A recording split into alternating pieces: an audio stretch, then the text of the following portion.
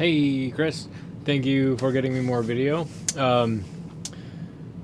This is a very challenging drill, and I understand that it may seem like you're not making a ton of progress, but I wanted to first just offer you some words of encouragement because you are. The first couple videos you sent, like I just saw a lot of uncoordination and not the best balance in the world, and that's fine. Like that's where we all start. But now in this video, I can see and I can pinpoint the areas specifically where you're having a problem. So now I can, like, you've made enough progress that I can see actually what the issue is. Instead of just seeing a general lack of coordination, I can see specifically where the problem is. So I'm going to try to help you see that so that you understand it. And then we'll try to drill down into the drills to find ways to think about them and frame them so that we can cultivate more balance and connectivity in the motion. And that, I think, is what will really make things start to click for you. It will be a slow process because learning balance and coordination on this level is really hard. But now I can see what you're doing that's not quite working yet as close as you are. So let's jump into it. Okay, so first we'll look at what you're doing and then we'll look at it really slow. So first of all, here you are dropping the toe again on the warm-ups, but then on the actual throw you don't drop the toe as quick, right? So warm-up 1, toe comes down and you balance pretty well, and then there's that. I need to slow you down already. You throw, and the foot stays up for a bit. Foot stays up during the throw, and then you bounce to back down. So that was a lot better balance in general, like you committed to it. But in the first, so I guess we need to be clear which version of the drill we're doing. And this is on me. I didn't have this stuff entirely figured out, and I didn't understand like how regimented the sequence needs to be of first do it with your toe down and leave your toe down and then do it with your toe up and all the little different like micro variances in the drill. But so see if you can see in these first two kind of dry runs where you don't actually throw how you're balanced here, and then you're slightly off balance, and then you catch your balance with the toe. That one didn't look that bad, actually, in slow-mo.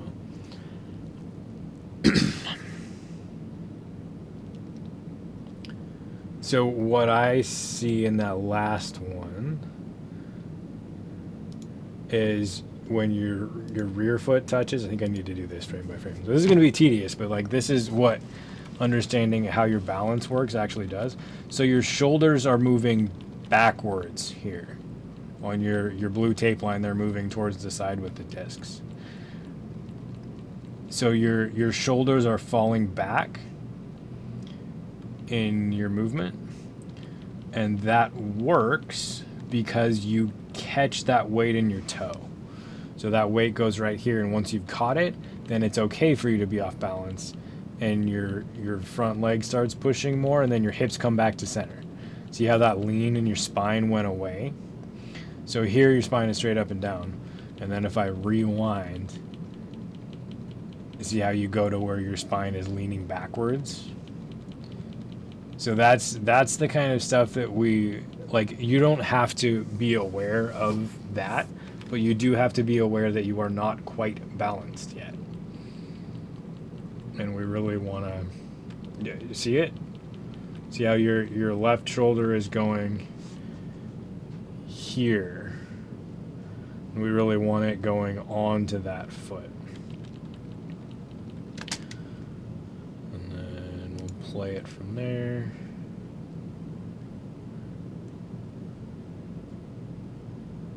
So then I can click pause on the actual throw too.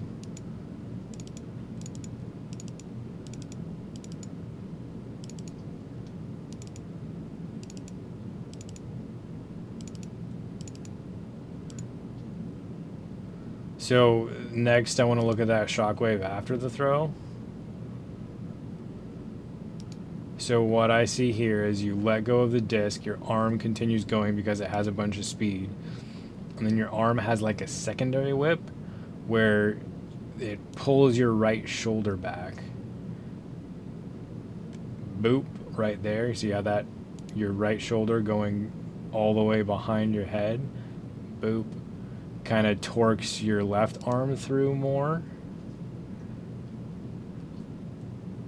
And then that torques your hips around more, and that comes out in a shockwave in your leg. Like, this is, don't get me wrong, it is completely ridiculous for me to be pointing this out. But that is, like, that's what I see, and that's what tells me that you're not quite balanced. And when you're not balanced in this sport, it means you don't get the power into the disc, which is the whole point. Okay, so here's an example of what I want this to look like and a pop quiz. So this is me doing the same thing, slowed down to 1/4 speed. What do you see that's different between the way I do it and the way you're doing it? So I still have a little bit of the same things going on. There's still the same shockwave pulling my right shoulder back, boop, right there. But the motion is absorbed into the whole system a lot better, and it doesn't make me wobble as much. So the difference, pause the video, think about it, make a guess if you want to. If you do not, I will spoil it now. The difference is this guy. Offhand goes up, offhand shoots down and anchors. So that's the big thing that makes my motion more fluid than yours. And that's what, that balance is what will allow me to put more of my power into the disc instead of into wobbling. It's just connecting your body the right way and aligning everything the right way so that you can stay in balance. So, to explain that, let me turn on lights. Yeah, okay. So, can you see me in this? Yeah, it looks fine. So, first thing, commit to one or the other. So you have two different versions of this drill. One is your rear toe will stay down. This is the lower power version. This is the one where it's easy to balance. So you're going to open this hip as much as you can. So this is going to be a little more twisty and a little less droppy. So just be aware of that, right? It's a slightly different version of the drill. But leaving your rear toe on the ground, the balance is a lot easier. There's not a lot of falling stuff happening because I have 2 points of contact. So it's a lot easier for me to stay balanced. Here I only have one-ish point of contact. Technically there's 3, your heel and either side of the ball of your foot, but you get into this kind of rocking your foot balance a lot. So that kind of goes away as soon as I put my toe down. So start building the offhand here. I don't want this to just come through because then it's either going to make me spin out, or if I do what you were doing and I let this drive too far that way and let my body lean, then I'm going to have to step and catch myself here. So either way I'm off balance, right? We don't want to be off balance. We want to use this to anchor, and then the hip pokes forward and pulls the shoulder back. So if I don't anchor, if I just leave this here, I get a spin out or I fall. If I allow this to anchor, so it comes up and down, then everything's here and established and centered while this power expresses, and then there's still some weight down here for this pull back here so it doesn't pull everything off and make everything all wonky, right?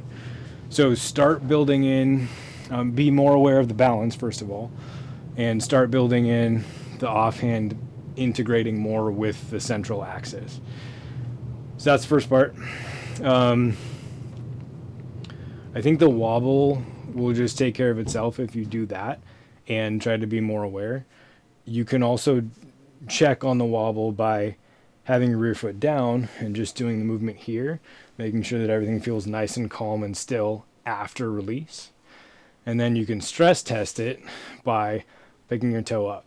So don't pick your toe up like this, right? You're kind of over exaggerating the lift, which is fine to do that sometimes.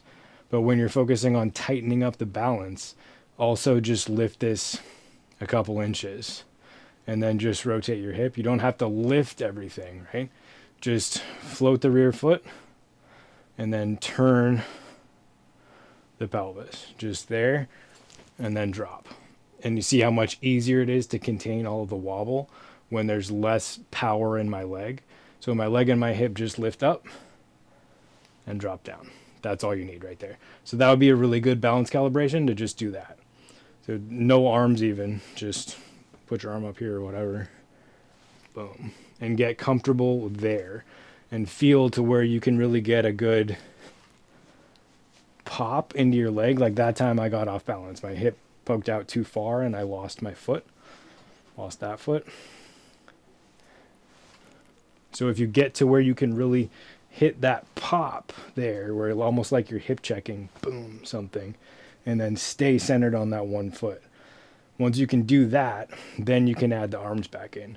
If I leave this here and just add this arm, watch what happens. I will try my best to do this. It will not work. Yeah, I see that this comes out here and I can't keep my balance. If I use this to fight for a central axis again, floating the rear foot, then I can stay because of this, because I've used this hand to help me anchor. So like really subtle stuff, but that's focusing on it on that level and playing with the balance on that level, I think is what you need to get to the next level. And honestly, it's really cool to see you do it because most people either don't ever get to where you are, to where I can see what's wrong with their balance, or they figure it out on their own and I don't have to help them.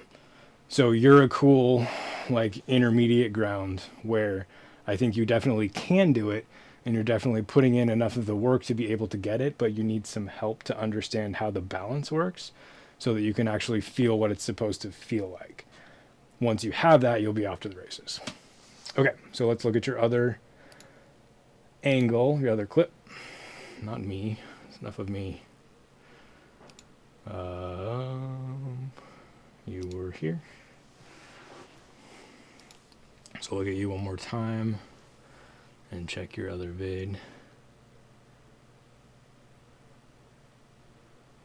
Yeah, so just a little bit of wobble and so we just want to control the shock waves more basically. And then this one I think is the right one. Is that the right one? Let me just go back to Discord. Yeah, 2024. Yep, okay, cool.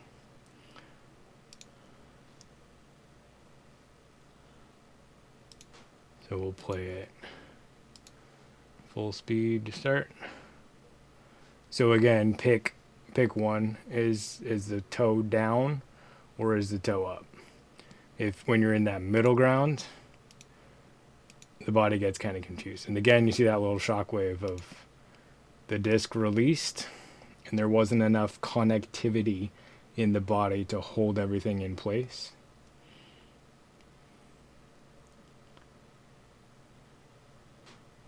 Yeah, so the little shutter tells me that you're putting a lot of force into the disc, but you're not tightening up your body in the correct way to amplify that force, basically. So we'll try to hammer that concept one more time. So, okay, have to do a martial arts reference, sorry. So if I need to hang a heavy bag. So if I'm punching a heavy bag, if I just do that, it's not going to work because it's just my hand going into the thing, right? Even as hard as I want to punch, It's just ballistic. It's just the weight of my hand and some of my arm going into the thing. That is not how punching works. Punching works by I'm going to get all of my body mass moving towards the target, and then I'm going to build a bridge using my arm and taking my shoulder and moving my shoulder into structure. So in structure means I'm not going to hit you like this, right? Because there's not good structure there. I'm going to have my body mass moving forward. I'm going to have my bridge in place using a strong muscle group, my lat, and I'm going to rotate into a structure where my weight is in line through this bone stack and I can support it. I can't support it here. That's a different kind of strike. So I'm not going to hit with just my arm. I'm going to hit with my entire body mass moving forward, right? So everything is together, making one unified whole, and I'm amplifying and expressing that force forward. It's exactly the same thing in our throw. I'm not going to go and have everything be loose. At the moment that I hit, where I release, I want everything to, boom, be strong and connected right here. That's what'll stop that wobble. If I'm loose, everything kind of has a little shockwave go through it. If I get not tense, but if I get my body connected at the right instant, so I'm loose, I tighten up, and then I extend, and everything pops into place. So there's extension here, here, here, and here. There's all four limbs. Boom, pop at the same time. Boom. Right? And I think the leg extension actually happens right after release. I'm not sure why, but it's your body is moving towards that hit point, and it'll feel like it all expresses at the same time, at least to me. So there's your lesson in martial arts theory and how it applies to disc golf. I hope that makes sense. I know it's kind of a deep concept, but I can see in the way that you're moving that this is the next thing that you need. And, like I said, it's really exciting because most people don't get there, or they skip it and just know how to do it on their own. So really good work. Keep it up. Please ask questions if any of that is not clear, and try those ideas out. See if it helps tune up your balance a little bit more. And that if you can get the balance tuned up and get the hit point connectivity thing to work, that should up your power level quite a bit. And it'll be pretty fun when it starts working. All right, stay in touch and good luck.